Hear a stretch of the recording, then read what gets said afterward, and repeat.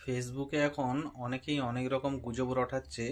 কেউ বলছে যুবসাথীতে online application এখনও হচ্ছে, কেউ আবার বলছে যুবসাথীর স্ট্যাটাস চেক করা যাচ্ছে।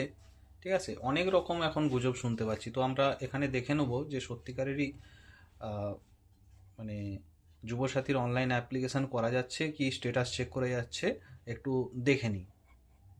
এটা অফিসিয়াল লগ ইন আছে, কিন্তু অফিসিয়াল লগ ইন করবো না। যুবসাথী .wb.gov.in এই ওয়েবসাইটে চলে আসবো। এটা জেনারেল পোর্টাল সবাইদের জন্য। প্রথমে দেখে নেব অ্যাপ্লিকেশান সাবমিশন হচ্ছে কিনা।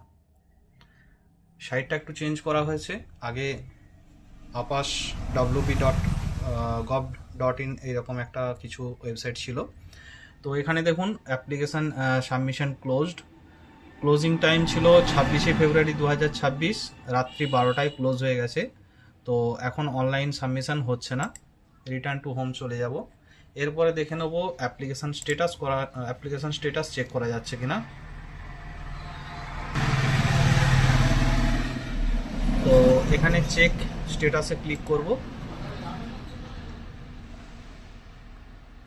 দেখুন এখানে পরিষ্কার লেখাই আছে updated status will be made available soon, please visit again, thank you. তো আপাতত স্ট্যাটাস চেক করা যাচ্ছে না। স্ট্যাটাস চেক করা গেলে এখানে অবশ্যই চেক করা যেত। অনেকে গুজব রটাচ্ছে, গুজবে কান দেবেন না।